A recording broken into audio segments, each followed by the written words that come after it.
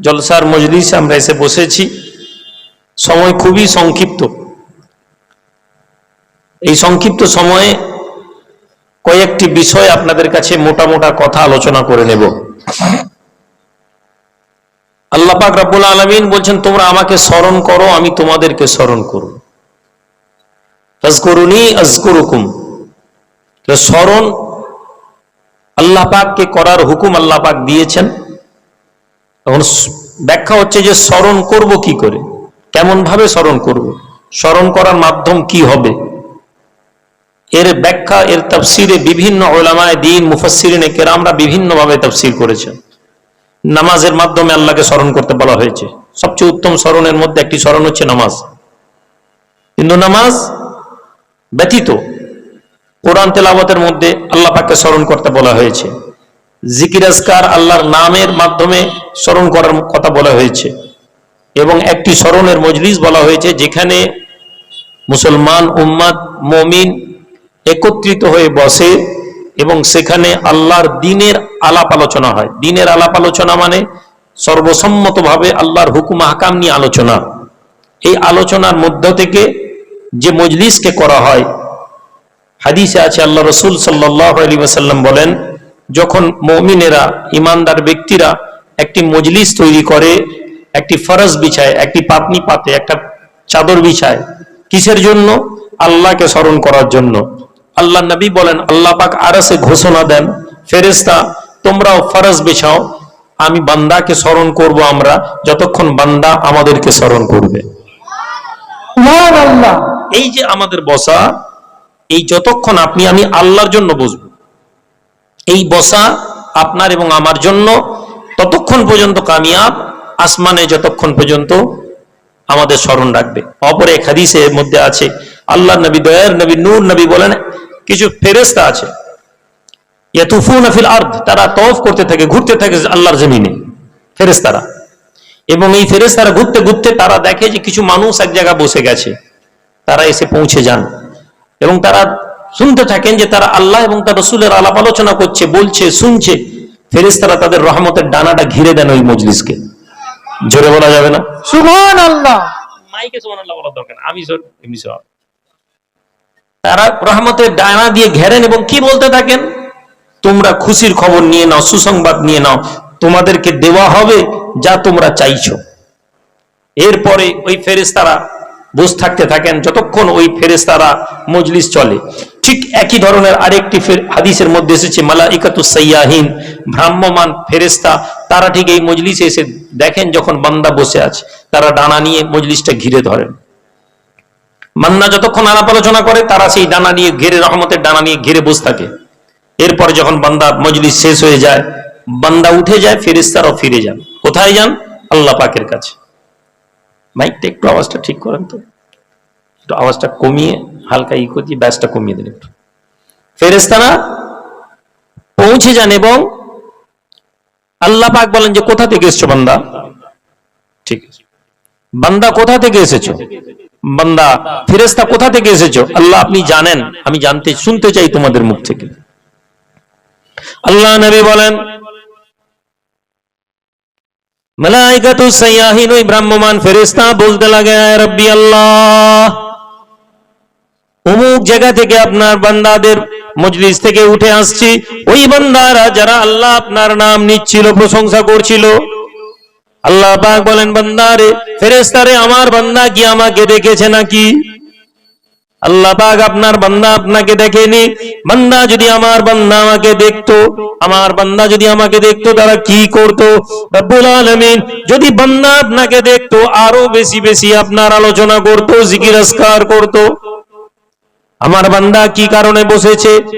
আল্লাহর বান্দা, ভগবানপুরের জওয়ানেরা, যুবকেরা, চা দোকানে বসে আড্ডা দেওয়ার সুযোগ ছিল, পান দোকানে বসে আড্ডা দেওয়ার সুযোগ ছিল, বাড়িতে বসে বসে মেহমানদের সাথে গল্প করার মৌকা ছিল, বাজারে গিয়ে হই হই করার সুযোগ ছিল, কেরাম বসার টিপে ক্লাবের মধ্যে কেরাম মারার জায়গা ছিল, বসে বসে টিভি দেখার জায়গা ছিল, যুবক ছেলে বসে ফেসবুকে গেম খেলার সুযোগ ছিল, মোবাইলে বসে বসে গান শোনার সুযোগ ছিল। নানা তামাম সুযোগগুলো ছেড়ে দিয়ে তোমরা এখানে এসে বসেছো। আমার আল্লাহ প্রশ্ন করবেন, বান্দা কি কারণে এসে বসেছে? আমার বান্দা আমার মজলিসে কেন এসেছে? এ রব্বুল আলামিন, বান্দাদের মনের আকাঙ্ক্ষা, বান্দাদের মনের ইচ্ছা, তারা জান্নাত পেতে চায়। বান্দা জান্নাত পেতে চায়। আমার বান্দা কি আমার জান্নাত দেখেছে? রব্বুল আলামিন না না না, আপনার বান্দা আপনার জান্নাত দেখেনি। আমার ফেরেশতারা আমার বান্দা আমার জান্নাত দেখেনি, অথচ আমার বান্দা জান্নাত চাইছে। ওরা যদি জান্নাতটা দেখে নিত, ওরা যদি জানতো জান্নাতটা কেমন, তাহলে কি হতো? রব্বুল আলামিন আল্লাহ যদি জান্নাত চেয়ে নিত, ওরা জান্নাতে যাওয়ার জন্য শুধুমাত্র আপনার ইবাদত করত, আপনার আকাঙ্ক্ষায় থাকতো। ওদের ইচ্ছা, ওদের আমল আর কিচ্ছু হতো না, শুধু আপনার ইবাদত করতো যাতে ওরা জান্নাত পায়। ওরা যদি একবার জান্নাত দেখে নিত। ওরা কি থেকে বাঁচতে চাইছে? কিসের ভয় আছে ওদের অন্তরে? আল্লাহ, বান্দার অন্তরে জাহান্নামের ভয় আছে। ও গুনাহ করেছে, ওরা অন্যায় করেছে, কিন্তু ওদের অন্তরে আল্লাহ জাহান্নামের ভয় আছে। ওরা জান্নাত থেকে বাঁচতে চাই, জাহান্নাম থেকে বাঁচতে চাইছে। আল্লাহ পাক প্রশ্ন করবেন, বান্দা কি জাহান্নাম দেখেছে? আল্লাহ জাহান্নাম দেখেনি, ওরা শুনেছে। যদি জাহান্নাম দেখতো, আমার বান্দা যদি একবার চোখে জাহান্নাম দেখতো, কি করতো? আল্লাহ, ওরা যদি একবার জাহান্নাম দেখে নিত, ওরা আর কোনো গুনাহ করতো না, ওরা কোনো অপরাধ করতো না। আমার আল্লাহ রাব্বুল আলামিন বলবেন, ফেরেশতা শুনে নাও, আমার বান্দা আমাকে দেখেনি, আমার জান্নাত দেখেনি, আমার জাহান্নাম দেখেনি। আমি আল্লাহর প্রতি বিশ্বাস এনেছে, জান্নাতের আশা রেখেছে, জাহান্নাম থেকে মুক্তি চেয়েছে। শুনে নাও, আমি আল্লাহ ওই মজলিসে বসনেওয়ালা तमाम মানুষদেরকে জান্নাতি বলে ঘোষণা করে দিলাম। ও জওয়ানেরা, যুবকেরা, আল্লাহর দ্বীনকে যদি না বুঝতে পারো, তাহলে জেনে নাও তোমার জন্য বড় বিপদ। আল্লাহ পাক বলেন, কুল হাল ইয়াস্তাবিল্লাযীনা ইয়ালামুনা ওয়াল্লাযীনা লা ইয়ালামুন। এ নবী আপনি বলুন, যারা জানে আর যারা জানে না, তারা কি এক নাকি? ধর্ম কি আমরা জানি না? অনেক ইবাদত করছো, অনেক নামাজ পড়ে নিচ্ছ, অনেক তাসবিহ পড়ে নিয়েছো, অনেক হজ করে নিয়েছো। বান্দা, তুমি কি জানো তোমার নামাজ তোমাকে জাহান্নামে নিয়ে যাবে, তোমার রোজা তোমাকে জাহান্নামে নিয়ে যাবে, তোমার হজ তোমাকে জাহান্নামে নিয়ে যাবে, তোমার আমল তোমাকে জাহান্নামে নিয়ে যাবে? এ কথা কি তুমি জানো না? জানো না? বান্দা, তুমি কি জানো কি আছে তোমার আমল নামায়, কি আছে তোমার ইবাদতে, কি আছে তোমার নেকিতে? যদি তুমি জানতে, তাহলে তুমি এই কথা বলতে না। তাহলে ধর্ম জানি না, ধর্ম শিখতে চাইনি, নিজের মতন করে কিছু কথা বানিয়ে নিয়েছি, এটাকেই ধর্ম মনে করছি। সূরা হজরাতে আমার বাচ্চা যে পড়ছিল, তার মধ্যে আল্লাহ বলেন, তোমরা আইয়ামে জাহেলিয়াতের জামানার মতন তোমরা সাজসজ্জা করো না। আপনি বলুন দেখি, আইয়ামে জাহেলিয়াতে সাজসজ্জা কি ছিল? আপনি জানেন? আপনি নামাজ পড়ে কপাল কালো করে ফেলেছেন, হুজুর আসছেন, ভাইজান জিন্দাবাদ, নারে তাকবীর, আল্লাহু আকবার করছেন। আপনি কি কখনো ভেবেছেন আপনি ভাইজান জিন্দাবাদ করছেন, আপনি ঘর ছেড়ে বউ বাচ্চা ছেড়ে 40 দিনে চিল্লা দিচ্ছেন, আপনি নারে রিসালাত লাগাচ্ছেন, অথচ আপনি কি জানেন কোরআন আপনাকে এই কথা বলেছে? আপনার ঘরে যে আপনার মেয়েটা বেরিয়ে যাচ্ছে স্কুলে যাওয়ার নাম করে, কলেজে যাওয়ার নাম করে, আপনি যে আপনার বিবিকে নিয়ে মোটরসাইকেল করে বেরিয়ে যাচ্ছেন, আপনি কি জানেন আপনার বিবি যে সাজটা সেজেছে, এটা এই সাজটা কিসের সাজ? আপনি জানেন না। আপনার মনে হচ্ছে ধর্ম খুব সহজ। ধর্মকে আমরা ভাগ করে নিয়েছি, কেউ মসজিদের মধ্যে ধর্ম করে নিয়েছি, কেউ মজলিসে ধর্ম নিয়ে এসেছি, কেউ মনে করেছি চিল্লা দিলেই ধর্ম পালন হয়ে যাবে, কেউ মনে করেছে মিলাদ করলে ধর্ম পালন হয়ে যাবে, কেউ মনে করেছে নাত পড়ে নিলে মিলাদ ধর্ম পালন হয়ে যাবে। কখনো কি ধর্মের ব্যাখ্যা দেখেছি? জানতে চেয়েছি? কখনো কি আলেমকে জিজ্ঞেস করেছি? আপনার মনে প্রশ্ন এসেছে, নামাজ পড়ছি, নামাজ পড়ছি, নামাজ পড়ছি, নামাজ পড়ছি, কখনো কি মনে এসেছে, হুজুর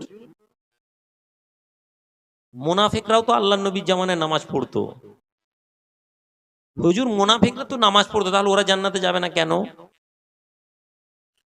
হুজুর মুনাফিকরাও তো নবীজির পাশে দাঁড়িয়ে নামাজ পড়েছে, তাহলে ওরা জান্নাতে যাবে না কেন? কখনো কি আপনার মনে এসেছে যে আপনার নামাজ, আমার নামাজ, আমরা যে নামাজ পড়ি, এই নামাজ কিয়ামতের দিনে গেলাম, বলা হলো মুনাফিকদের কাতারে দাঁড়াও, আপনি বলুন আমি নামাজ পড়েছি, আমি রোজা রেখেছি। ফেরেশতা যদি বলেন মুনাফিকদেরও নামাজ আছে, রোজা আছে, তাহলে আপনি কোথায় যাবেন? হজ আছে, তাহলে আপনি কোথায় যাবেন? তাহলে কি নামাজ সাহাবাদের ছিল, কি রোজা সাহাবাদের ছিল, কি হজ সাহাবাদের ছিল? যে নামাজ, যে রোজা, যে হজ করলে সাহাবাদের কাতারে দাঁড়াবো, নামাজ তো মুনাফিকরাও পড়েছে, রোজা তো মুনাফিকরাও রেখেছে, তাহলে মুনাফিকদের নামাজ রোজার, মুমিনদের নামাজ রোজার পার্থক্যটা কি, এটা জানার চেষ্টা করেছি? সম্মানিত হাজেরিন, জানি না বলেই আল্লাহ বলছেন জিজ্ঞেস করো আহলে জিকিরকে, যদি তোমরা না জানো, যদি তোমরা ধর্মের ব্যাপারে না জ্ঞান রাখো তাহলে জিজ্ঞেস করো। কোনোদিন জিজ্ঞেস করার চেষ্টা করিনি, মনের মধ্যে স্যাটিসফ্যাকশন নিয়ে এসেছি হুজুরের দরবারে গিয়ে জুমার নামাজ পড়ি, পীর সাহেবের মুরিদ, তাহলে আমাকে আটকায় কে? এটা মনের মধ্যে নিজে বানিয়ে নিয়েছি। খাজা বাবার কি বলে মিলাদ করি, বড় পীর আব্দুল কাদের জিলানী রহমতুল্লাহ আলাইহির মিলাদ করি, মানে আমার থেকে পাক্কা মুসলমান আর কেউ নেই, এটা মনে করে নিয়েছি। আপনি কি কখনো ভেবে দেখেছেন খাজা মঈনুদ্দিন চিশতি আজমিরি কি ভক্ত বলছি আমরা, খাজা বাবা কি আমল করে গেছেন কোনোদিন ভেবেছেন? হ্যাঁ, কি খাজা বাবা কোনোদিন নামাজ পড়েননি? খাজা বাবা কিছু ঢোল তাবলা শুনেছেন? যে আমরা বলছি আমরা খাজা বাবার ভক্ত, আপনি কিসের জন্য ভক্ত বলেন? একজন কংগ্রেসের লোক কংগ্রেসের ভক্ত বলে, কেননা সে কংগ্রেসকে ভোট দেয়। একজন তৃণমূলের ছেলে তৃণমূলকে ভোট দেয়, সে তৃণমূলের নেতার গেঞ্জি পরে তার বুকের উপর নেতার ছবি লাগিয়ে রাখে। আপনি বলছেন আপনি ধর্মের ব্যাপারে, আপনি বলছেন আমি পীরের ভক্ত, আপনার পীর কি জীবন যাপন করেছেন এটা যদি না জেনে শুধু বলেন পীরের ভক্ত, হবে? সম্মানিত হাজিরিন, সময় বড় সংক্ষিপ্ত। আজ আমরা মুসলমান দ্বিধা বিভক্ত হয়ে, আলাদা আলাদা হয়ে, ছিন্ন বিচ্ছিন্ন হয়ে গেছি। আমরা মনের মধ্যে নিজেদের আত্মতুষ্টির মধ্যে বসে আছি, আমরাই ঠিক, কিন্তু আমরা কখনো জানার চেষ্টা করিনি ঠিক রাস্তাটা কি, কোন রাস্তায় গেলে আমাদেরকে জীবনটা আমাদের সুষ্ঠু হবে, কিভাবে আমাদের জীবন চলতে হবে। আজকে এই চলে গেল গত পরশুদিন শবে বরাত, গতকাল না পরশু রাত চলে গেল, কালকে তো রোজা ছিল, গত পরশু শবে বরাত রাত। একদল মুসলমান শবে বরাত করতে হবে, একদল বলছে করতে হবে, এই নিয়ে ঝগড়া করলাম আমরা। শবে বরাতের রাতে আমরা যুক্তি দিলাম শবে বরাত মানা যাবে না, শবে বরাত করতে হবে না, কোরআনে নেই, হাদিসে নেই। গ্রামের একটি মদখোর ছেলে, একটি মাতাল ছেলে, একটি লম্পট ছেলে, একটি বেনামাজি ছেলে সারা বছর ইবাদত করেন, একটা রাত শবে বরাতের রাতে গোসল টোসল করে উজু টুজু করে মসজিদে গিয়ে আল্লাহর কাছে মাপ চাইতো, আল্লাহ ভুল হয়ে গেছে, আল্লাহ মাফ করে দাও। কি কথা ঠিক না ভুল? শবে বরাতের রাতে গিয়ে কি করি আমরা? মসজিদে মাপ চাইতো, সারা বছর মাপ চাইনি, ঠিক আছে। শবে বরাতের আমরা যাওয়ার মসজিদের রাস্তা বন্ধ করে দিলাম, আমরা কোরআন হাদিসের আলোক বলে যুক্তি দেখিয়ে শবে বরাতের রাত বন্ধ করে দিলাম। কি হলো? একটি লোক বছরে একবার তওবা করার চেষ্টা করত, সেই তওবা করার রাস্তা আমি বন্ধ করে দিলাম। অথচ আমি কি আল্লাহর পাকের দরবারে তওবা কেমন হয় এটা কি কোনোদিন জেনেছি? আল্লাহ নবী মুসা কালিমুল্লাহ বলছেন, আমার সম্মানিত ভাইয়েরা, আমি কোন দল মত পথের হয়ে প্রচার করছি না আপনাদেরকে, আমি যেটা আপনাদেরকে বোঝাতে চাইছি যে বান্দা যদি আল্লাহর নাম একবার নেওয়ার সুযোগ বান্দা করে, সে যেভাবেই হোক আপনি তাকে বাধা দেবেন না। হ্যাঁ, সে 364 দিন মদ খাচ্ছে, তার রাস্তায় গিয়ে শুয়ে পড়ুন, মদ খাওয়া নিয়ে আটকান। আজ মুসলমান সমাজ ইবাদত নিয়ে ঝগড়া করে, সুদ নিয়ে ঝগড়া করে না। আজ ভগবানপুরের গ্রামের লোক যদি কোনো হারাম রুজিতে বসতে থাকে, আলেমুল আমাদেরকে দেখবেন না, তারা এটা বলছে এই ভগবানপুরের লোক তোমরা হারাম রুজিতে কেন জড়িয়ে আছো, এ নিয়ে তর্ক করবে না। কিন্তু ভগবানপুরের লোক যদি কেউ চিল্লা যায়, একদল লোক বলছে এই চিল্লা যাওয়া যাবে না। এক ভগবানপুরের লোক একদল লোক যদি কিয়াম পড়ে, একদল লোক বলছে এই কিয়াম পড়া যাবে না। ভগবানপুরের লোকেরা যদি পুরো গ্রাম বন্ধনের সুদের মধ্যে জড়িয়ে যায়, কোনো মৌলানা সাহেব বলবেনি আরে বন্ধন সুদ হারাম বন্ধ করো গ্রামে, এটা নিয়ে কোনো আলেমরা বলবেন। দুর্ভাগ্য হলো এই সত্য কথা, এটা দুর্ভাগ্য হলো এই সত্য কথা। তাহলে আমরা যে দল মত পথ গুলো করি, এটা আমাদের ব্যক্তিগত খাহেসাত, আমাদের মনের একটা লড়াই। আমার দলকে বড় করতে হবে, আল্লাহ এবং তার রাসূলের জন্য কতটা কাজ করি সেটা আমরা ভাবি না। বসে আছেন নবী মুসা কালিমুল্লাহ, বান্দা যদি একদিন ইবাদত করতে চায়, আমাদেরকে বান্দাকে সুযোগ দিতে হবে। আল্লাহ নবী মুসা কালিমুল্লাহ, মুসা নবী আল্লাহর দরবারে হাত তুলেন আর বলেন হে রব্বি আল্লাহ, আমার উম্মতের মধ্যে সবচেয়ে খারাপ উম্মতকে, সবচেয়ে গুনাহগার উম্মতকে, সবচেয়ে পাপী উম্মতকে আল্লাহ আমি জানতে চাই। আল্লাহ পাক নবী মুসাকে জানিয়ে দেন, হে নবী মুসা, হে নবী মুসা, সকালবেলা যে ব্যক্তি আপনার গ্রামের, আপনার কবিলার দরজা দিয়ে সদর থেকে বেরিয়ে চলে যাবে, ওই ব্যক্তি আমার বান্দাদের মধ্যে সবচেয়ে নিকৃষ্ট বান্দা, সবচেয়ে খারাপ বান্দা। যে কাল আগামীকাল সকালবেলা আপনি যখন দরজায় দাঁড়াবেন, আগেকার কবিলাগুলো পাহাড় দিয়ে ঘেরা ছিল। আপনি কি মাইকম্যান? সরে যান, মাইকম্যান চেয়ারে বসছেন কেন? হাসছেন কেন আপনি? কে হাসছেন? এখানে এসে বসে। হে নবী মুসা, হে নবী মুসা, সদর দরজায় আপনি বনি ইসরাইল কওমের সদর দরজার সামনে দাঁড়াবেন। আগেকার দরজাগুলো ফুল কবিলার দরজা ঘেরা ছিল। কিছু মাইক করতে হবে না, মাইক ঠিক আছে। মাধ্যমিক পরীক্ষা আছে, সাউন্ড একটু আমি কমাতে বললাম। গ্রামের লোককে শোনানোর থেকে আপনারা শুনতে পাচ্ছেন না? পাননি? সামনে মাধ্যমিক পরীক্ষা, আগামীতে খেয়াল রাখবেন। পরীক্ষার দিনগুলোতে জলসা করা যাবে না। বেঈমান, কাফের, মুশরিক, মুসলমানদের নাম ধরে একদল বেঈমান আমাদের সমাজে আছে, যারা সব সময় ইসলামকে বদনাম করতে যায়। ঠিক না ভুল? ঠিক না ভুল? তারা সুযোগ খুঁজে, টুপি পরা লোক মাইকে উঠে যদি কথা বলে, এই মুসলমানদের মধ্যে মুনাফিক মুসলমানরা বল গিয়ে লাগিয়ে দিবে কাদেরকে? কাফের মুশরিকদেরকে। এই মাধ্যমিক পরীক্ষা বন্ধ করা। আমার গায়ে হাত দেবার সুযোগ দিব কেন? আজকে কুম্ভ মেলাতে দেখেছেন ট্রেনের লাইনগুলো কেমন করে জানলাগুলো ভাঙছে, দেখেছেন? আপনারা দেখেছেন না? দেখেননি? ভেঙে চুরমার করে দিচ্ছে, মাইক রিজার্ভেশন ট্রেন ভেঙে দিচ্ছে, বলছে কুম্ভ মেলা চলছে তো। আর মুসলমানরা দাঁড়িয়ে যদি একটা ট্রেনে ঢিল মেরে দেয়, প্রধানমন্ত্রী দাঁড়িয়ে বলেন ড্রেস দেখে চিনা যায়। যে সমাজ ব্যবস্থায় আইন, যে সমাজ ব্যবস্থায় প্রশাসন, যে সমাজ ব্যবস্থায় সরকার আপনার পক্ষে নেই, সেই সমাজ ব্যবস্থায় আপনাকে সাবধানতা অবলম্বন করতে হবে। ইসলাম যখন বহিঃপ্রকাশ হয়নি, নবীজি সাবধানতা অবলম্বন করেছেন। পাহাড়ের মধ্যে, গুহার মধ্যে লুকিয়ে ইবাদত করেছেন। কিসের জন্য? আল্লাহর ইবাদত করেছেন। ওই নবীজি তো ঝাঁপিয়ে পড়ে যাননি মক্কার লোকের মধ্যে। নবীজির সময় তো নবীজিকে বিধর্মীরা আটকেছে। আমাদের সমাজে, প্রতিটি সমাজে মুসলমানদের মধ্যে একদল মুনাফিককে রেখে দিয়েছে। কাফের মুশরিক যেটা করতে পেরেছে, তারা ইমানদারদের মধ্যে মুনাফিককে প্রবেশ করিয়ে দিয়েছে। দুনিয়ার লোভ, দুনিয়ার স্বার্থ, দুনিয়ার টাকার বিনিময়ে তারা আমাদেরকে ক্ষতি করে দিবে। তাহলে আমাদেরকে সুযোগ দেওয়া যাবে না, আমাদেরকে সুযোগ দেওয়া যাবে না। জলসা এমন প্রোগ্রাম কিছু করা যাবে না। দীর্ঘ রাত্রি পর্যন্ত পুলিশ এসে যদি বলে মাইক বন্ধ করেন, আমরা মাইক বন্ধ করে দিব, আমরা মাইক বন্ধ করে দিব। তাহলে পুলিশ এসে বলার আগে কেন আমরা সাউন্ড কমিয়ে দিচ্ছি না? সাউন্ডটা কমিয়ে দিলাম, ইনবক্সে আমরা আওয়াজ শুনছি, প্রশাসন এসে বলুক। এখন লড়াই করার জায়গা আছে, এখন প্রতিবাদ করার জায়গা আছে। আশেপাশে 3টা কীর্তন চলছে, আমি দেখে এলাম। সব কটাকে বন্ধ করান, আমরা বন্ধ করব, যুক্তি আছে। কিন্তু আমাদেরকে সুযোগ দেওয়া যাবে না। বাইরের লোককে নিয়ে হই হই করে আওয়াজ শুনে পরীক্ষার্থীদেরকে ডিস্টার্ব করা যাবে না। কথা বুঝে আসছে না? যে আসেনি? যুগের সাথে তাল মেলানোকে হিকমাহ বলা হয়, প্রজ্ঞা বলা হয়, কৌশল বলা হয়। হে নবী মুসা, সকালবেলা আপনি আপনার গ্রামের রাস্তায় দাঁড়িয়ে থাকবেন। যে ব্যক্তি সবার আগে বেরিয়ে যাবে, ওই লোকটাকে আমি সবচেয়ে অপছন্দ করি। ওই লোকটি হচ্ছে সবচেয়ে নাফরমান লোক। আল্লাহ নবী মুসা কালিমুল্লাহ দাঁড়িয়ে আছেন।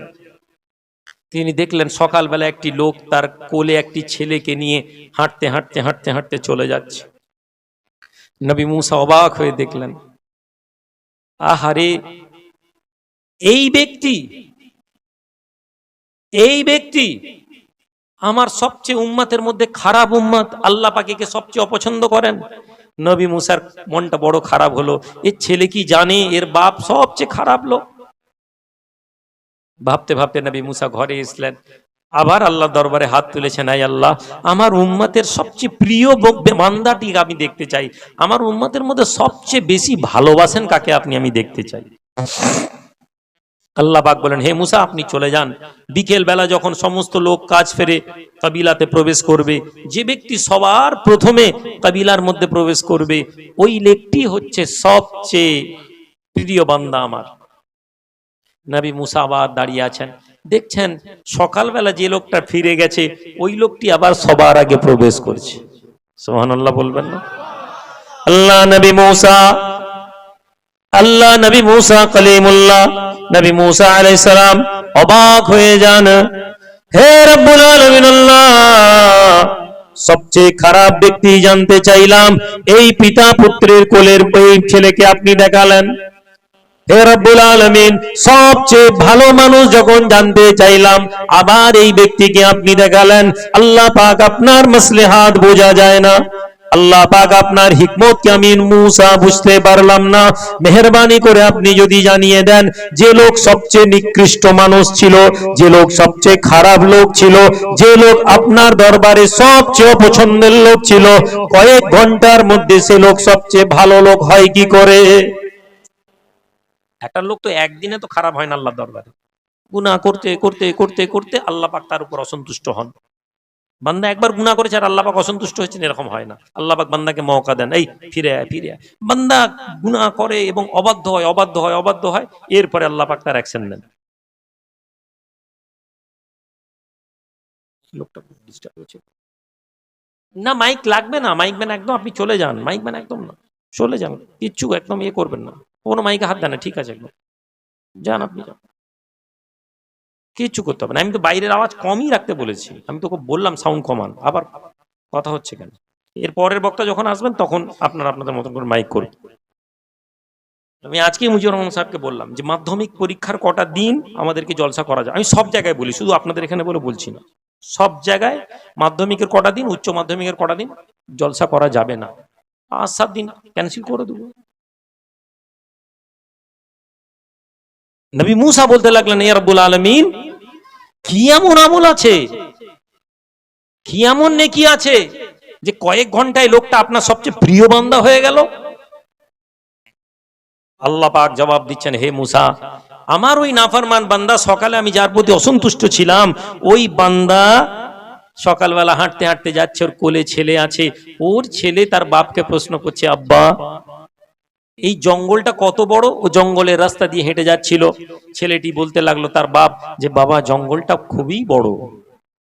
ছেলেটি তার বাপকে প্রশ্ন করলো, আব্বা এই যে বড় জঙ্গল, এই বড় জঙ্গলের থেকে কি বড় কিছু আছে?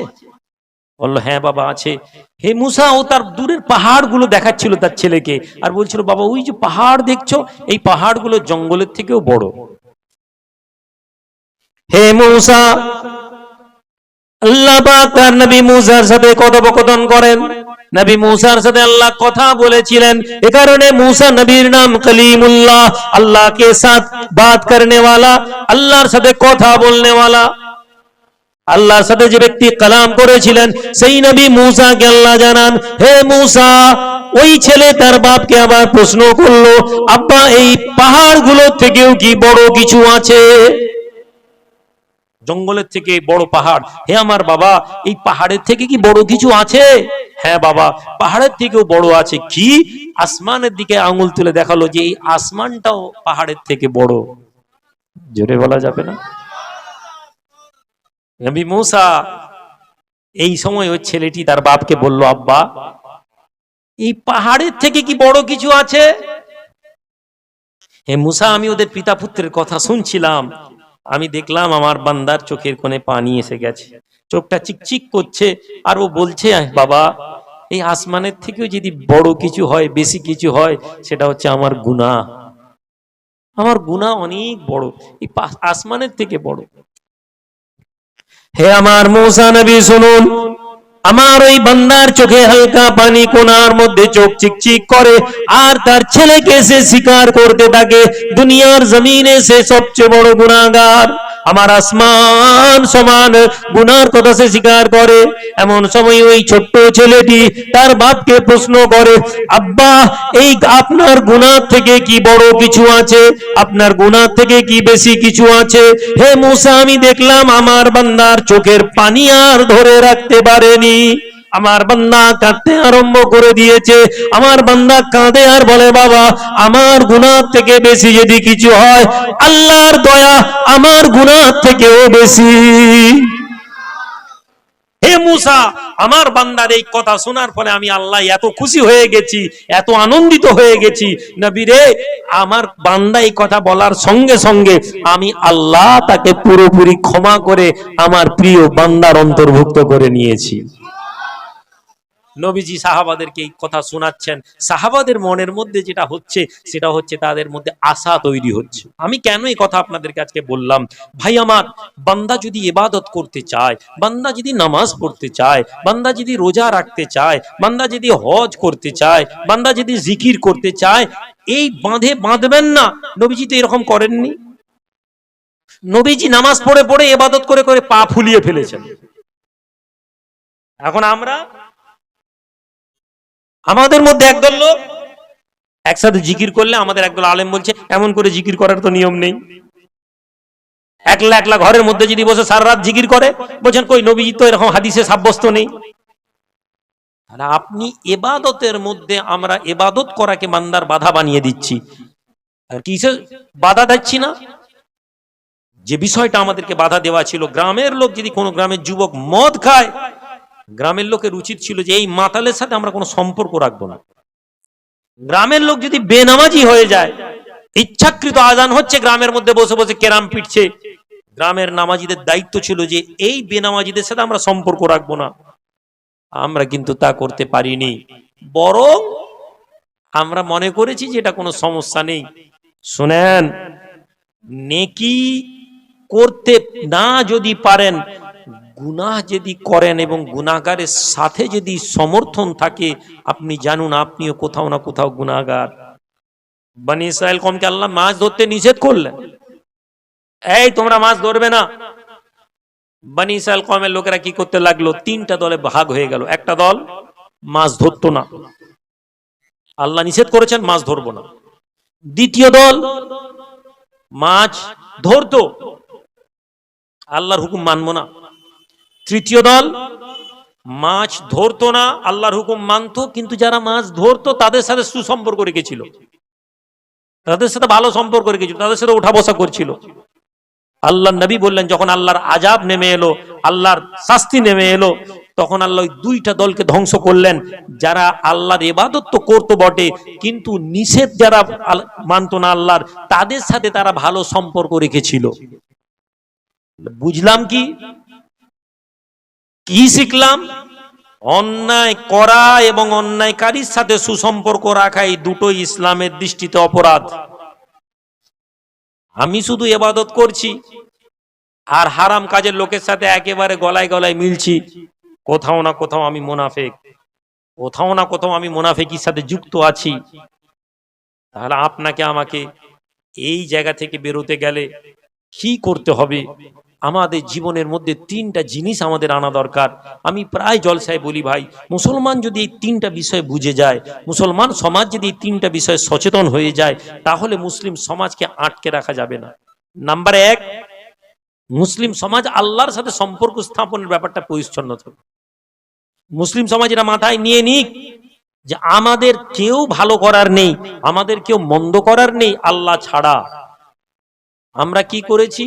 আমরা মনে করেছি আমরা ভালো আল্লাহ করলেও মন্দ থেকে বাঁচার জন্য আমরা কি করি না, আমরা দুনিয়ার সাথে কম্প্রোমাইজ করি। আল্লাহর কাছে টাকা চাইছি, আল্লাহ কিছু টাকা পয়সা দাও, ব্যবসা বাণিজ্য করবো, হয়নি, ব্যাংকে চলে গেলাম, লোন নিয়ে নিলাম, লোন নিচ্ছি, বন্ধন করছি, সুদে টাকা নিচ্ছি। বন্ধন করার দরকার ছিল না আমার। বন্ধনের টাকা নিয়ে ঘরের মেয়েরা কি করলো? একটা ফ্রিজ কিনলো। বন্ধনের টাকা নিয়ে মেয়েরা কি করলো? একটা এসি কিনে নিল। 60,000, 70,000, 1 লাখ টাকার গ্রুপ লোন নিলেন। আপনি জানলেন না, আপনি জানেন আপনার বিবি ওই গ্রুপ লোন নিয়েছে।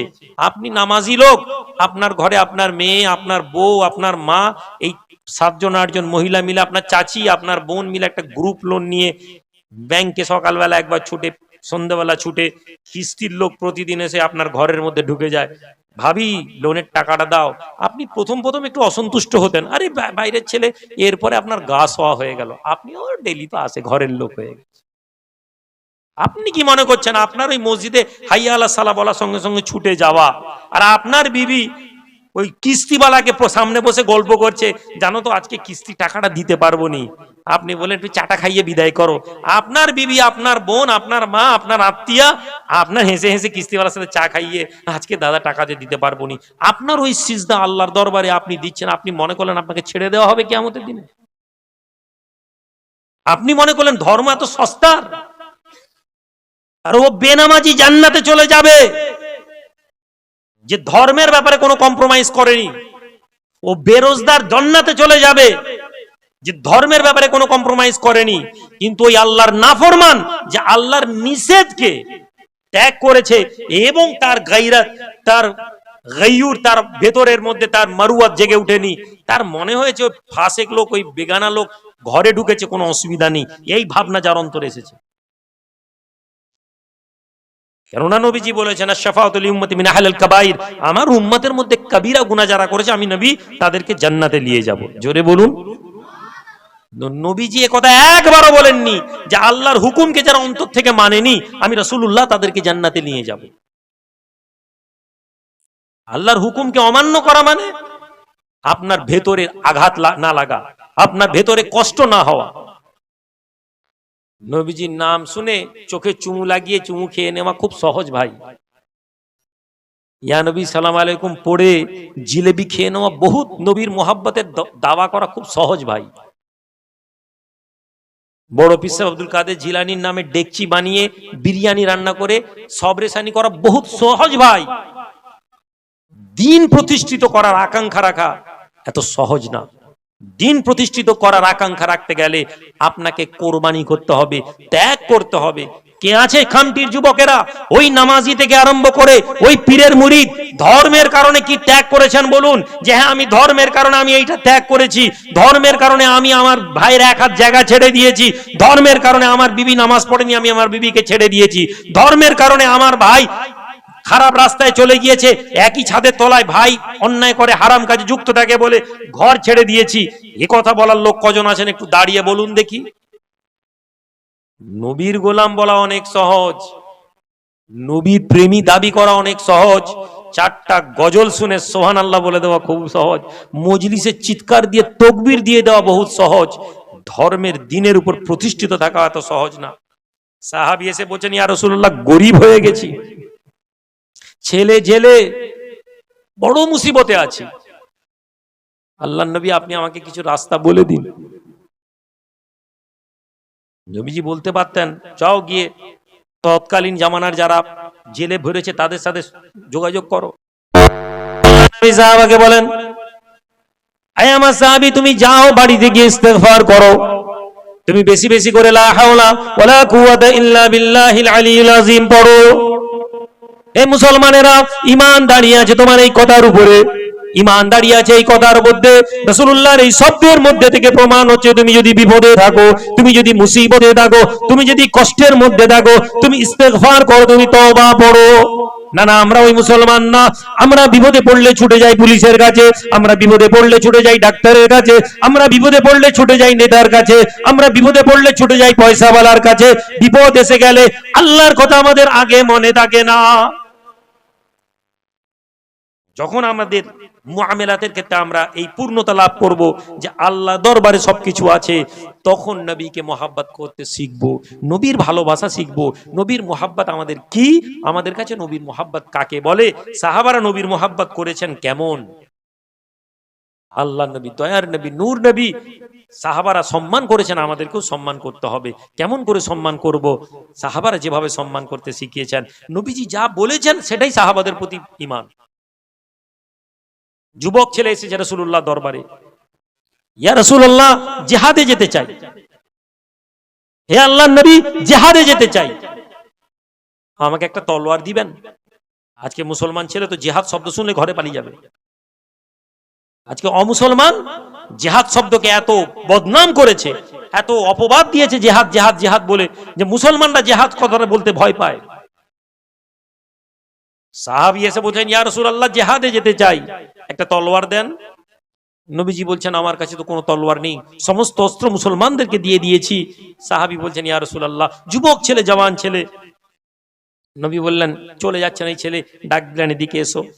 এসে পৌঁছেছেন, বলছেন শোনো এই খেজুর গাছের ডালটি নাও, অপর হাদিস আছে একটি লাঠি, যাই হোক এই নাও, এইটা নিয়ে চলে যাও, এইটাই তোমার জন্য তলোয়ার হয়ে যাবে।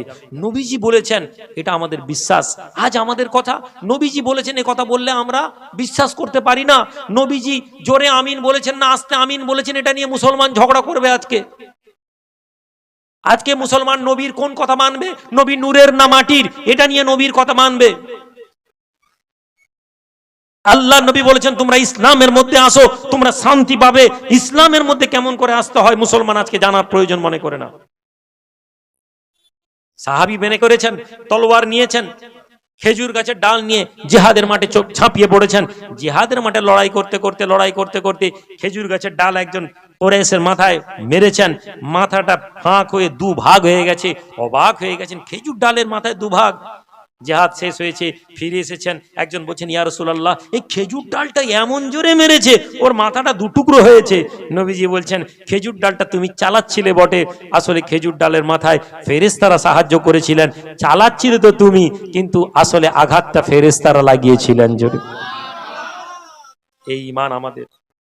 আপনার মনে আছে, মুসলমান ছেলে ইমানের জজবাত নিজেদের অন্তরে নিয়ে এসো। আজকে মুসলমান দিনের ব্যাপারে লড়াই করার প্রয়োজন মনে করে না। আজকে মুসলমান, আজকে বলুন তো পশ্চিমবঙ্গে আপনাদের এখানে একদল রাজনৈতিক নেতারা সারা দিন হিন্দু মুসলমান করছে, সারা দিন মুসলমানকে মারার কথা বলছে, সারা দিন মুসলমানকে অত্যাচারের কথা বলছে।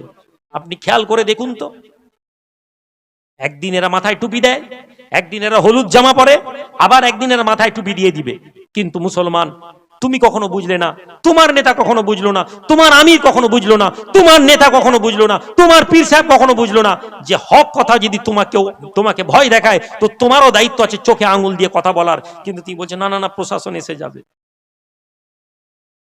কে তোমার এলাকায় যদি কোনো লোক অন্যায় বিরুদ্ধে কথা বলতে দাঁড়ায়, তুমি তার কাছে দাঁড়াও না। তুমি হাইয়া আলা সালা বললে তুমি মসজিদে ছুটে যাও, পীর সাহেব বলে তুমি 5 কিলোমিটার দূর থেকে তাকবীর দাও। কিন্তু তোমার এলাকায় মসজিদ মাজান বন্ধ হয়ে যাবে, জলসার মাইক বন্ধ করে দিতে হবে, এই কথা যদি কেউ বলে তোমার দাঁড়ানোর ক্ষমতা নেই। তুমি বলছো প্রশাসনের এসে বলছে অন্যায় বলছেন। ইমানের জজবাতকে আমাদের ভেতর থেকে তুলতে হবে, ইমানি আকাঙ্ক্ষা রাখতে হবে, ইমানের ক্ষমতা আনতে হবে। আর ইমানের ক্ষমতা তখনই আসবে যখন আমরা ইসলামের প্রতি আমাদের আকর্ষণ বাড়বে, ভালোবাসা বাড়বে। ইসলামের আকর্ষণ ভালোবাসা যখন বাড়বে তখন আমাদের জীবনে এই আদর্শ আসবে। আমাদেরকে চেষ্টা করতে হবে আল্লাহর নেক বান্দা, ওলি বান্দাদের সঙ্গী হয়ে যাবার। কেন আমরা পারছি না? আজকে আমাদের জীবনে নেক লোকেদের সহবত নেই, ওলি লোকেদের সহবত নেই। আকাবির উলামায়ে দেওবন্দ, দেওবন্দের বড় আলেম, দেওবন্দের বড় পীর সাহেব, তার কিতাব আরওয়াহে সালাসা শোনেন। আমি কেন কথা বলি, আমি কেন দেওবন্দ বলি, কেন ফুরফুরা বলি, কেন আহলে হাদিস বলি, শুনেন। আমরা যারা এই সমাজের মধ্যে বাস করছি, আমরা এই দলগুলোর মধ্যে কেউ না কেউ একটা দল, শুনে নেন মন দিয়ে, 200 বছর আগের ইতিহাস গিয়ে ঘাঁটেন। আমার পাশে আমার মৌলানা সাহেব আছেন, মাদ্রাসা শিক্ষক, আলেম লোক। আমাদের মাদ্রাসা আমরা বসি, আমার মাদ্রাসা শিক্ষক অর্ধেক দেওবন্দের আলেম। আমি কখনো দেওবন্দি তবলিগ ফুরফুরার পার্থক্য প্রয়োজন মনে করি না। কিন্তু আপনাকে বুঝতে হবে, 200 বছর পিছনে চলে যান, আপনি দেওবন্দিও পাবেন না, ফুরফুরাও পাবেন না, আহলে হাদিসও পাবেন না, বেরেলিও পাবেন না। কি মৌলানা পাবো? আপনারা বলেন দেখি কেউ আছে? আজকে আপনাদের একদল লোক মনে করছে আমার সিলসিলাটা না করলে জান্নাতে যাওয়া যাবে না। আজকে আমরা বলছি আমার দলটাই ঠিক। 200 বছর পিছনে চলে গেলে মুসলমানদের মধ্যে এই দলগুলো পাওয়া যাবে না। গ্যারান্টি দিতে পারবেন আগামী 200 বছর পরে এগুলো থাকবে? 1450 বছর আগে ইসলাম এসেছিল, কিয়ামত পর্যন্ত ইসলাম থাকবে। জোরে বলুন সুবহানাল্লাহ। তাহলে মুসলমান হয়ে যেতে শিখি। তাহলে মুসলমান হওয়ার জন্য যা লাগবে তাই করতে হবে। মুসলমান হওয়ার জন্য আল্লাহর প্রতি ইয়াকিন, রাসূলুল্লাহর হুকুমের প্রতি ভালোবাসা এবং আল্লাহর নেক বান্দাদের সঙ্গী হয়ে যাওয়া। কুনু মা'আস সাদিকিন, আল্লাহর কোরআন বলছে ভালো লোকেদের সঙ্গী হয়ে যাও। ভাইজান, ভালো লোক কারা? নেক লোক কারা? আল্লাহর দুনিয়াতে নেক লোক কাকে বলবো? আল্লাহর নবী বলেন হাদিসে কুদসি, আল্লাহ পাকের একদল বান্দা আছেন আল্লাহর জমিনে থাকেন, না না তাদের কোনো পরিচয় নেই, তাদের কোনো সিলসিলা নেই, তাদের কোনো মত নেই, তাদের কোনো পথ নেই। তারা আল্লাহ এবং তার রাসূলের সান্নিধ্যে ইবাদত করেন, তারা আল্লাহকে ভালোবাসেন, রাসূলুল্লাহর প্রতি তাদের হুকুমকে তারা মান্যতা দেন। ওই ব্যক্তি সমস্ত দলগুলোর মধ্যে পাওয়া যায়, ওই ব্যক্তি সমস্ত মতগুলোর মধ্যে পাওয়া যায়। ওদের ব্যাপারে বলা হয়েছে যারা আল্লাহর জমিনে নেক আমল করেন, ফরজ ইবাদত ছেড়ে দিয়েও, ফরজ ইবাদত ছেড়ে দেওয়া মানে ফরজ তো পড়েনি, ফরজ ইবাদত পড়তে থাকেন, এর বাইরেও নফল ইবাদত করেন, নফল ইবাদত করেন। এই যে শবে বরাতের রাত চলে গেল, যারা একটু ইবাদত করলাম না, যারা একটু রাতের বেলা নফল পড়লাম না, যারা একটু রাতে জিকির করলাম না, যারা একটু রাতে কবর জিয়ারত করলাম না, কত বড় নিয়ামত হাতছাড়া করে দিলাম আমরা জানি। হাদিসের মধ্যে নিসফুস সাবানের ফজিলত নেই? আছে, আমরা জানি, আলেমরা জানি। শুধু ব্যক্তিগত লড়াই, আচ্ছা ওরা করে, আমরা এর বিরোধিতা করব। আচ্ছা ও পীরপন্থীরা করে, আমরা জামাতপন্থী, আমরা করবো না, এই ভাবনা থেকে আমাদেরকে বেরোতে হবে। হ্যাঁ আপনি হালুয়া রুটি খাবেন না, ঠিক আছে, কিন্তু রাতটা যদি আপনি ইবাদত না করে কাটালেন, অনেক বড় নিয়ামত থেকে আপনি বেরিয়ে গেলেন। এই রাত মুসলমানদের জন্য বাজেট। হাদিসের মধ্যে এসেছে, আম্মা জান আয়েশা সিদ্দিকা রাদিয়াল্লাহু তাআলা আনহা বলেন, আমি রাতের বেলায় রাসূলুল্লাহর বিছানায় হাত দিয়ে দেখলাম নবীজি নেই। আমি খেয়াল করলাম, নবীজিকে খুঁজলাম, আমি দেখলাম নবীজি জান্নাতুল বাকিতে বসে আছেন। এই রাতের ব্যাপারে বলা হয়েছে, নবীজি এই রাতে কিয়াম করতে বলেছেন, দাঁড়িয়ে নামাজ পড়তে বলেছেন, জিকির আজকার, সকালে রোজা রাখতে বলেছেন। কোন জাল হাদিস জাইফ হাদিস এই তর্কে না গিয়ে আমরা এই আদর্শটাকে মানি, নবীজির হুকুমকে মানবেন। তারা কি হবে, আল্লাহর নবী বলছেন, আল্লাহ পাক বলেন এই নফল ইবাদত করতে করতে তারা আল্লাহর এত কাছে হয়ে যান, যখন তারা কোনো জবান নিয়ে কোনো কথা বলেন সেটা আল্লাহর বলা হয়ে যায়। জোরে বলা যাবে না? একটি কিতাব আছে, কারামাতে আকাবিরে আহলে হাদিস, আউলিয়া আহলে হাদিস অথবা আকাবিরে আহলে হাদিস, এরকম একটি কিতাবের নাম, বহু আগে পড়েছিলাম, কারামাতে আউলিয়া আহলে হাদিস, এই কিতাবটার নাম রেকর্ড করে নেন, খোঁজ করে নিবেন। আর ওয়াহে সালাসা, যারা দল নিয়ে লাফালাফি করেন আমি তাদের উদ্দেশ্যে বলবো, যারা মনে করছেন অন্য দলের সমালোচনা করব, আপনি দেওবন্দি আর ওয়াহে সালাসা গিয়ে পড়ুন। আপনি আহলে হাদিস, কারামাতে আউলিয়া আহলে হাদিস, এই কিতাবটি আপনি খুলে পড়ুন। আমরা ওলি আল্লাহদেরকে সম্মান করব, যারা কোরআন এবং হাদিসের আলোকে নিয়ে জীবন গঠন করেছেন, আমরা তাদেরকে দলের ভিত্তিতে ভাগ করব না। চারটা মতবাদের চারজন ওলির ঘটনা বলে শেষ করে দেবো, আপনারা শুনছেন তো? আপনাদের কষ্ট হচ্ছে নাকি ভাই? মাশাআল্লাহ, আরো বড় বড় আলেমরা আসবেন এবছর, তো ছেলের অনেক দামি দামি বক্তা এনেছে। আমি আপনাদেরকে জুড়ার কথা বলে দিয়ে চলে যাচ্ছি। কেউ যদি বিভেদের কথা বলে শুনে নিবেন, তর্ক করবেন না। আমি ধরুন বসে বসে এখানে দেওবন্দিকে গাল দিলাম, আচ্ছা দেওবন্দি মতবাদের কি কিছু যায় আসবে? আমি এখানে বসে বসে ফুরফুরাকে গাল দিলাম, ফুরফুরার কোনো সম্মান নষ্ট হবে? আমি বসে বসে এখানে আহলে হাদিসকে সমালোচনা করলাম, আহলে হাদিসের কিছু হবে? কিছু হবে। আমি যদি আল্লাহর দরবারে আমি যদি চেষ্টা করি যে ভাই আমাদের সকলের ভুল ভ্রান্তি আছে, আমরা এক হই, হয়তো আপনারা পছন্দ, এই বক্তা কি সবাইকে এক করে দিয়ে পালিয়ে গেল, ও সব ভালো না। আপনি হয়তো ভাবলেন, কিয়ামতের দিনে আমি আল্লাহকে বলবো, আল্লাহ আমি উম্মতকে জুড়ার কাজ করার চেষ্টা করেছিলাম, আল্লাহর হুকুম হচ্ছে ওয়া'তাসিমু বিহাবলিল্লাহি জামিআন ওয়া লা তাফাররাকু, তোমরা আল্লাহর রশিকে এক হয়ে ধরো। নবীজি উম্মতকে এক হয়ে থাকার আহ্বান করেছেন। যদি কোনো উম্মত, কোনো ব্যক্তি, কোনো মাওলানা, কোনো আলেম উম্মতকে এক হয়ে থাকার আহ্বান করে, তাতে যদি সে ব্যর্থও হয়ে যায়, ও আল্লাহর দরবারে কবুল হয়ে যাবে। নবীজি বসে আছেন, আকাবির উলামায়ে আহলে হাদিসের একজন আহলে হাদিসের আলেম, যারা পীর মানে না, যারা ওলি মানে না, অথচ তাদের আকাবিরা কিতাব লিখে দিয়ে চলে গেছে, তারা জানেই না কিতাবের নামই লেখা হয়েছে আউলিয়া আহলে হাদিস, আহলে হাদিসের ওলি আল্লাহ। বসে আছেন, কিতাবের মধ্যে হুজুরের কাছে এসছে, আহলে হাদিসের বড় আলেমের কাছে, তারা তো পীর বলে না, তারা দায়ী বলে, তারা শায়েখ বলে। হুজুরের কাছে এসছে, শায়েখের কাছে এসছে, শায়েখ আমার ছেলে হয়নি, একটু দোয়া করে দেন। শায়েখ মাটির উপরে দাগ কাটছেন, 1 2 3 4 5 6 7, কাটতে গিয়ে অর্ধেক কাটেছে। মুরিদ বলছে, হযরত रहने दीजिए, থাক থাক থাক। এরপরে উনি লিখছেন, এরপরে আল্লাহ ওই ব্যক্তিকে পর পর পর পর 6টা বাচ্চা দিয়েছেন, সপ্তম বাচ্চা পেটে এসে নষ্ট হয়ে গেছে। এটাকে আমি ব্যঙ্গ করতে পারি, এটাকে নিয়ে আমি মজাক করতে পারি, এটাকে নিয়ে আমি আহলে হাদিসকে ছোট করতে পারি, কিন্তু আমরা করব না। এটা হক, এবং আল্লাহ ওলি আল্লাহদের দোয়াকে কবুল করেন, জোরে বলি। দেওবন্দের পীর সাহেব আরওয়াহে সালাসা, দেওবন্দের হুজুর বসে আছে, মুরিদ এসে বলছে, হুজুর আমি ঘর চলে যাব, হুজুর আমি ঘর চলে যাব। হুজুর বলছেন, কেন? আমার মনটা বড় খারাপ, অনেকদিন বাড়ি যাইনি, একটু বাড়ি যাব। হুজুর বলছেন, আজ রহে যাও, আজকে থেকে যাও, কাল জোহর কে বাদ জানা, अगर जी चाहे तो, যদি মন চায় কাল জোহরের পরে যাবে। মুরিদ বলল, হুজুর ঠিক আছে। মুরিদ ঘরে চলে গেল, খানকায় তালিম করে, তারবিয়ত করে, খিদমত করে, করতে করতে দিন কেটে গেছে। পরের দিন সকালবেলা উঠে দেখে তার বাপ খানকাতে এসেছে।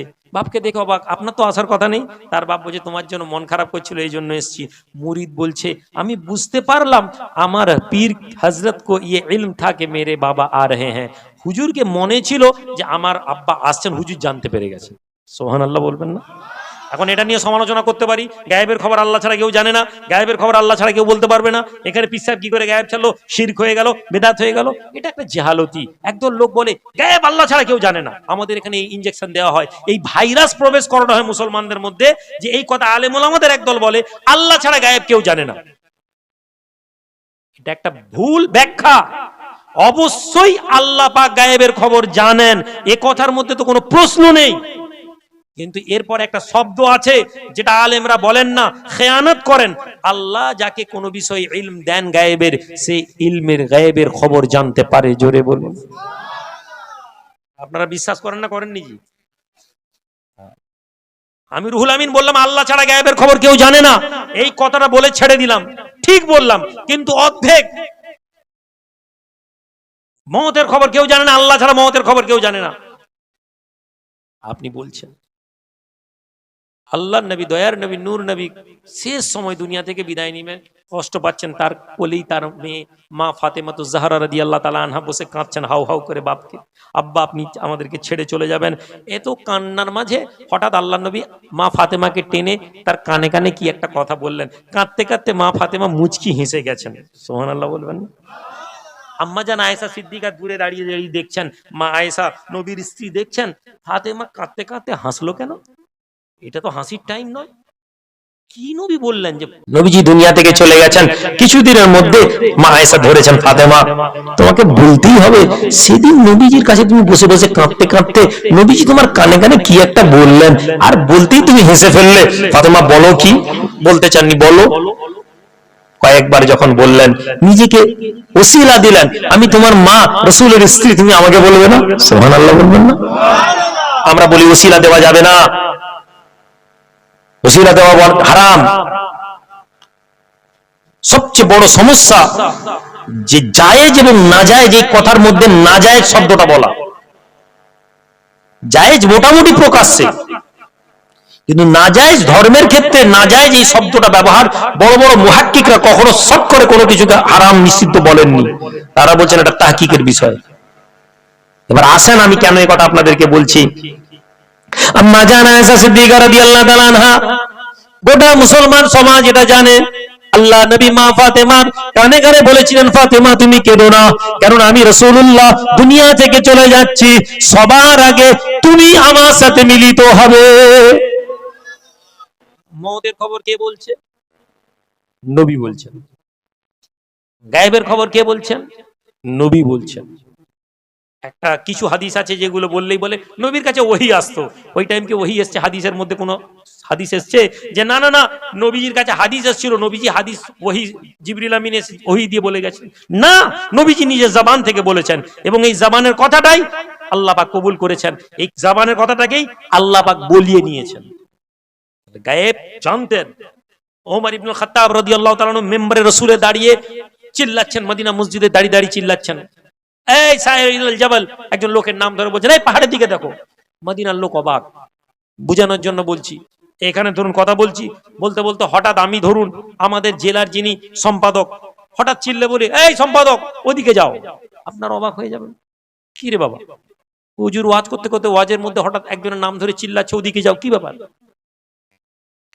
একবার নয়, দুবার নয়, তিনবার ধরে ওমর এরকম করে আওয়াজ দিলেন। মানুষ অবাক। দূরে কয়েকশো মাইল দূরে মুসলমানরা জিহাদের মাঠে গেছে, হঠাৎ মুসলমানদের কানে আমিরুল মুমিনিন ওমরের গলা আসছে। ওমর যেন বলছেন পাহাড়ের দিকে দেখো। সুবহানাল্লাহ বলবেন না?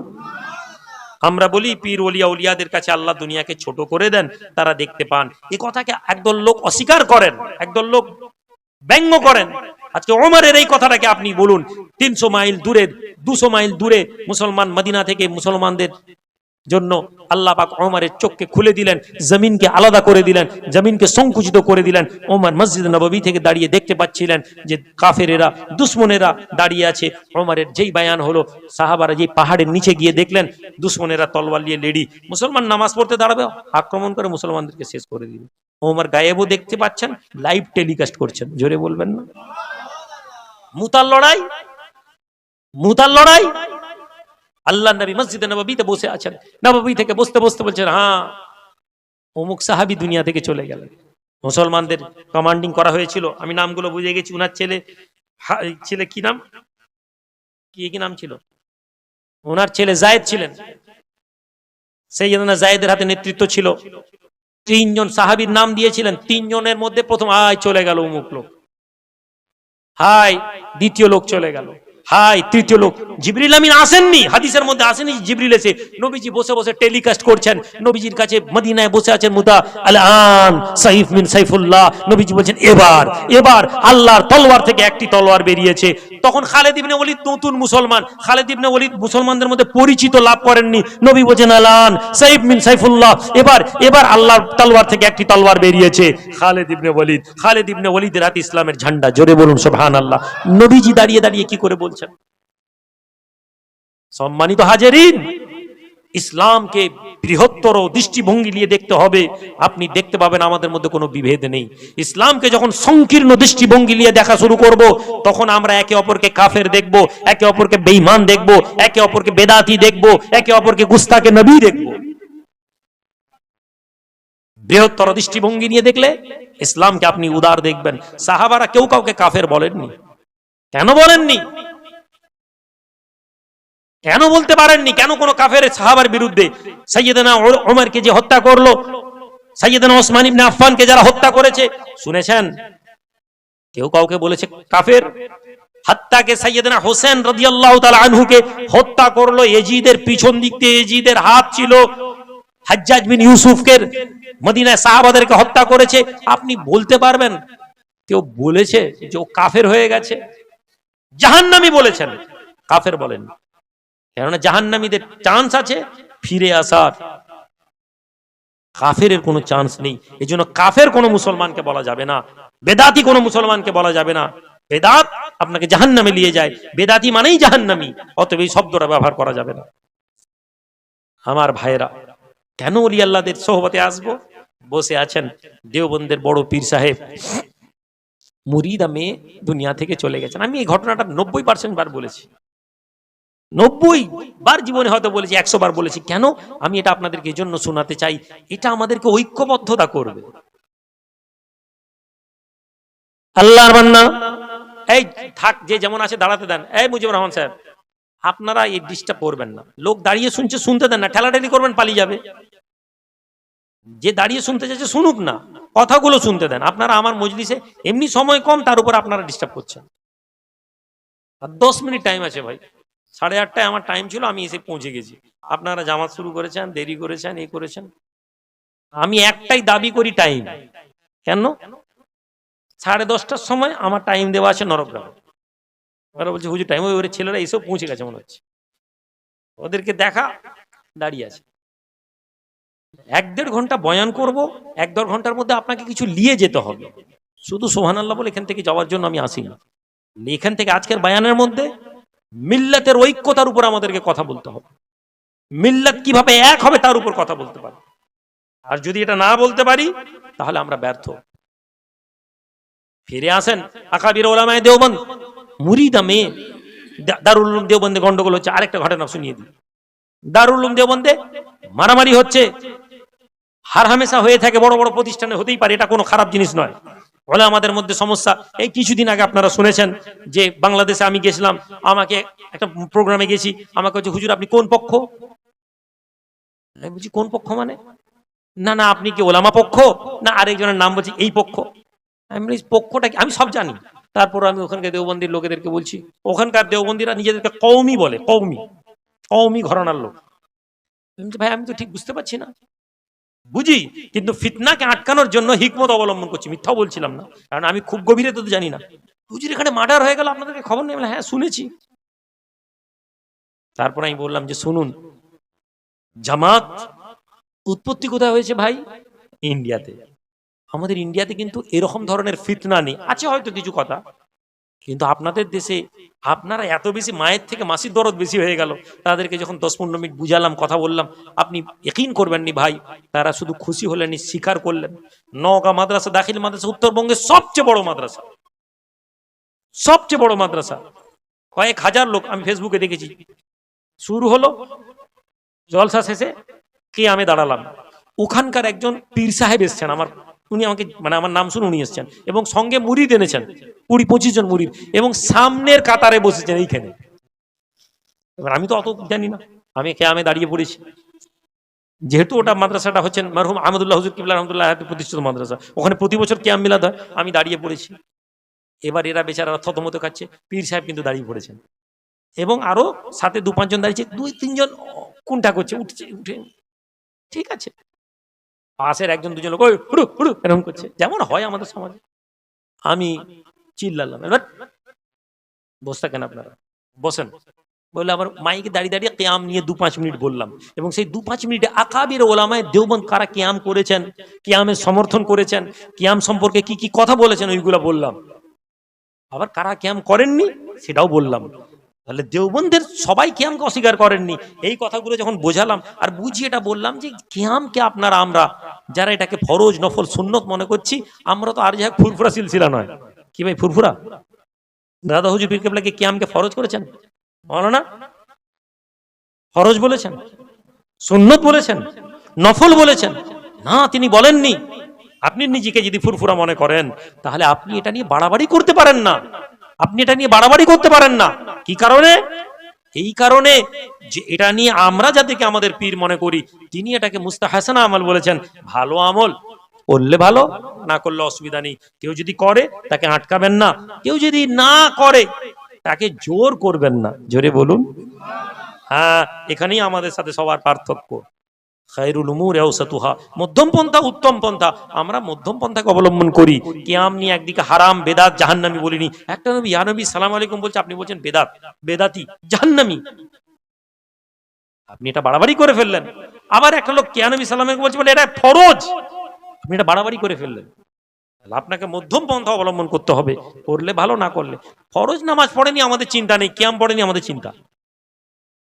ফরজ নামাজ পড়েনি, তাকে দাওয়াত দেওয়ার প্রয়োজন নেই। মিলাদ যাতে না হয় তার বন্ধ করার প্রচেষ্টা। এই যে মেহনত আমাদের করছি, এটা আমাদের সমাজকে ধ্বংসের দিকে নিয়ে যাচ্ছে। হুজুর বসে আছেন, কি ব্যাপার?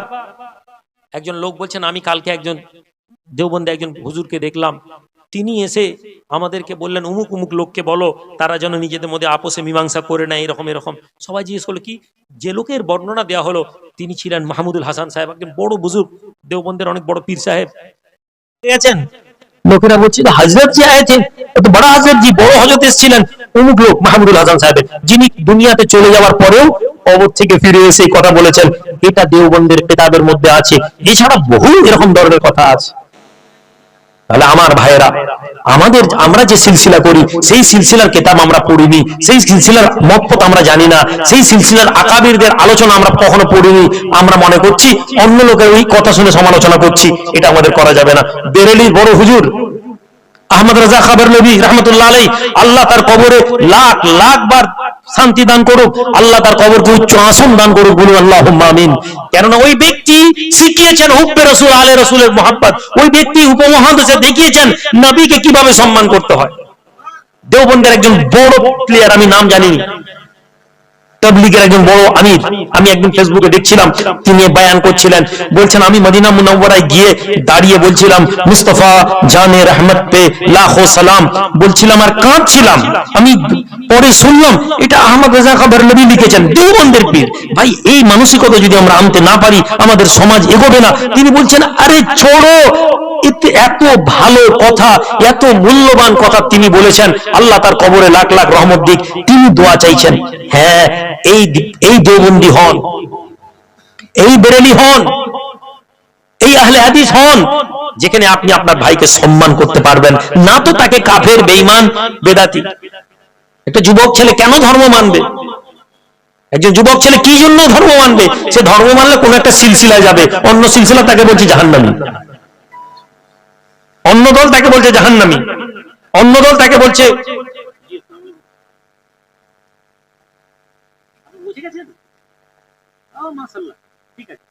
জুনাদ ভাই এসে গেছেন, মাশাআল্লাহ। ভাইকে নিয়ে আসেন, ভাইকে নিয়ে আসেন, দুজন গিয়ে নিয়ে চলে আসেন। তাহলে আমরা কেন এটা করব? আমাদেরকে এটা শিখতে হবে, আমাদেরকে এটা জানতে হবে। বেরেলির বড় পীর সাহেব বসে আছেন কিসের জন্য? পৌঁছে গেছেন কোথায়? একটা করে बनारस যাচ্ছে। बनारस से जेते जेते जेते टांगा वालों को आपने बताया कि इधर मोड़ लो, टांगा वाला को बचा एदिके लाओ तो, और टांगा वाला कहने लगा हजरत ये हिंदुओं का मोहल्ला है, हुजूर এটা হিন্দুদের মহল্লা, यहाँ पे जाना मुनासिब नहीं है। বেনারসের মধ্যে হুজুর বলছেন যে এটা, টাঙ্গা वाला বলছে হুজুর এটা হযরত জি এটা হচ্ছে হিন্দুদের মহল্লা, এখানে যাওয়া ঠিক হবে না। সব সময় সাম্প্রদায়িক একটা উস্কানি সব সময় ছিল। হযরত বলে जैसे कहा वैसे करो, যেমন হুকুম দিয়েছি ওরকম করো। টাঙ্গা वाला ने रास्ता मोड़ लिया, टांगा वाला हिंदू मोहल्ला दिखे टांगा लिए যাচ্ছে। एक मंदिर के सामने आपने बोला यहीं पे रोक दो, मंदिर सामने टांगा वाला रुके दिए। बेरेलिर किताबेर मध्य बेरेलिर पीर साहब लिखছেন যে हजरत उतरे, हुजूर नामलेन और मंदिर के अंदर से एक पुजारी निकला। मंदिरेर ভিতর থেকে একজন পূজারী বের হলো, দুজন দুজনকে কোলাকুলি করলেন, দুজনকে কোলাকুলি করে কি কথা বললেন, বলেন আপু वापस चलो। আমরা পরেশান হয়ে গেলাম। হুজুর মন্দিরের পুরোহিতের সাথে কোলাকুলি করেছেন, বেরিয়ে যখন ফিরে যাচ্ছেন, যেতে যেতে আমরা জিজ্ঞেস করলাম হযরত জি কি ব্যাপার? উনি বললেন শোনো, ওই মন্দিরের মধ্যে নকল ভেসে আছে, ও জামানার একজন বড় ওলি। এখন আমি সুবহানাল্লাহ ভিতরে পড়ছি, কিন্তু শরিয়ত মুফতি সাহেব মাওলানা সাহেবরা বসে আছেন, দলিল ফতোয়া দিতে পারে কাফের হয়ে যাবে। তো কাফের দিলে সব কটা মৌলানা যে কেরামত বলেছি সব কটাকে আপনাকে কাফের ফতোয়া দিতে হবে। দেওবন্দের মৌলানাকে কাফের ফতোয়া দিতে হবে, বেরেলির মৌলানাকেও কাফের ফতোয়া দিতে হবে, আহলে হাদিসের মৌলানাকে কাফের ফতোয়া দিতে হবে। আর উদারতার মধ্যে দেখলে আপনি বুঝতে পারবেন এই হিকমত, এই প্রজ্ঞা, এই কৌশল জামানা থেকে ছিল, আছে, থাকবে। শেখ সাদি রহমতুল্লাহ আলাইহি একবার হিন্দুস্তান সফর করেছিলেন। শেখ সাদি রহমতুল্লাহ আলাইহি হিন্দুস্তান সফর করে তিনি এসেছেন। তিনি এসে কি করছেন না বসে আছেন। শেখ সাদি রহমতুল্লাহ আলাইহি শুনলেন যে মন্দির, উড়িষ্যার একটা মন্দিরে ঠাকুর হাত তুলে আশীর্বাদ করে। তিনি তার জীবনীতে লিখছেন যে আমি এটা দেখার জন্য আকাঙ্ক্ষিত হয়ে গেলাম। কি ব্যাপার? ঠাকুর তো মূর্তি, মাটির, কাঠের, পাথরের, হাত তুলে কি করে আশীর্বাদ করে? আমি দেখার জন্য আমি একদিন গিয়ে পৌঁছে গেলাম। আমি নিজেকে হিন্দু সেজে নিলাম, আমি মন্ত্র মুখস্থ করলাম। আমি মন্ত্র মুখস্থ করে আমি কি করলাম না আমি পৌঁছে গেলাম কোথায় না আমি মন্দিরে। আমি গিয়ে সেখানে শ্লোক এবং মন্দিরের ফতোয়া মন্ত্র পড়তে লাগলাম। মন্ত্র পড়তে পড়তে মানুষজন আমার প্রতি খুশি হয়ে গেল এবং আমি গ্র্যান্ড পূজারি যে ছিল তার ভক্ত হয়ে গেলাম। সে আমাকে একটা দায়িত্ব দিল। আমি একদিন দরজা খুলে পিছন দিকে দেখি সে কি করছে না কাঠের পিছনে দড়ি টাঙা থাকে, একটা সময় দড়ি টানে হাত মন্দিরে তুলে দেয়। তিনি ইতিহাস রিভিল করে পালিয়ে গেলেন। তাকবীর দেন, নারে তাকবীর, নারে তাকবীর, নারে তাকবীর। জনাব পীরজাদা জুনায়েদ সিদ্দিকী ভাই সাহেব, জনাব পীরজাদা জুনায়েদ সিদ্দিকী ভাই সাহেব।